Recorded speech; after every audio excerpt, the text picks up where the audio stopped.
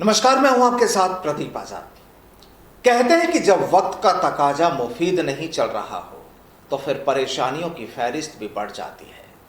अब अगर सियासत की बात की जाए तो राजस्थान में तो कांग्रेस की जो कहानी नजर आ रही है वो थोड़ी उलझी नजर आती है। अब एक तरफ विधानसभा चुनाव का वक्त करीब आ रहा है, तमाम नेता और पार्टियां चुनावी बिगुल फूंकने की शुरुआत कर चुकी है।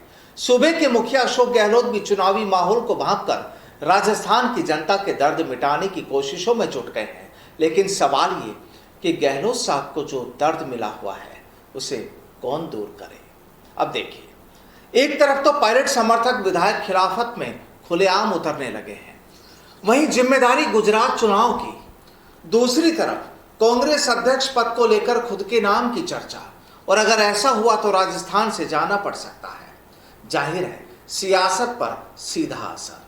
और अब अमित शाह के कटीले आरोप। गृह मंत्री अमित शाह ने आज गहलोत के गढ़ यानी जोधपुर से सीधे तौर पर अशोक गहलोत को ललकार दिया कि उनसे राजस्थान की कानून व्यवस्था नहीं संभल रही, इसलिए कुर्सी छोड़ देनी चाहिए। तो सवाल यह कि आखिर अब जो तमाम आरोप प्रत्यारोपों का दौर चल रहा है उससे कैसे निपटा जाए। अब देखिए, आज शाह ने तमाम आरोपों के साथ ही राहुल गांधी की भारत जोड़ो यात्रा पर भी तंज कस दिया। कह दिया कि राहुल बाबा भारत जोड़ो यात्रा पर निकले हैं, विदेशी जर्सी पहनकर भारत जोड़ने निकले हैं। कांग्रेस सिर्फ वोट बैंक की राजनीति कर सकती है। शाह ने जुबानी हमले में कहा कि गहलोत ध्यान से सुनिएगा, आपके गांव में आकर बोल रहा हूं कि 2018 में मन माने वादे किए थे, अपने वादों का हिसाब दो। 10 दिन के अंदर किसानों का ऋण माफ करने का क्या हुआ? वसुंधरा गई तो बेरोजगारी की दर 5.4% थी, गहलोत के राज में 32% हो गई। बेरोजगारी भत्ता देने का वादा किया था, किसी को नहीं मिलता। 20 लाख रोजगार देने का वादा किया था, गहलोत जरा 10% का हिसाब दिखा दो।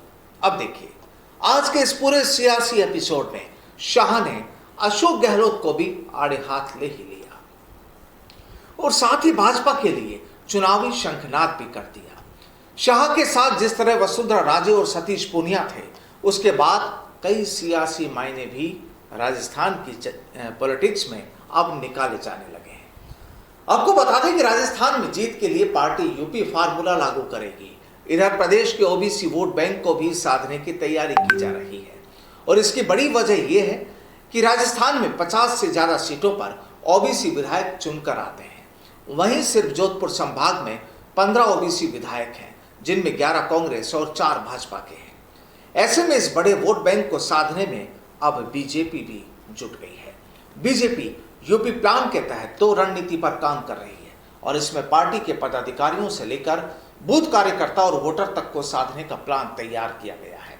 इसके साथ ही यूपी की तर्ज पर बिना सीएम फेस के ही चुनाव लड़ेगी। यहां प्रधानमंत्री नरेंद्र मोदी का चेहरा ही सामने रखा जाएगा। अब पार्टी ऐसे स्टेट को फोकस कर रही है जहां भाजपा की सरकार नहीं है।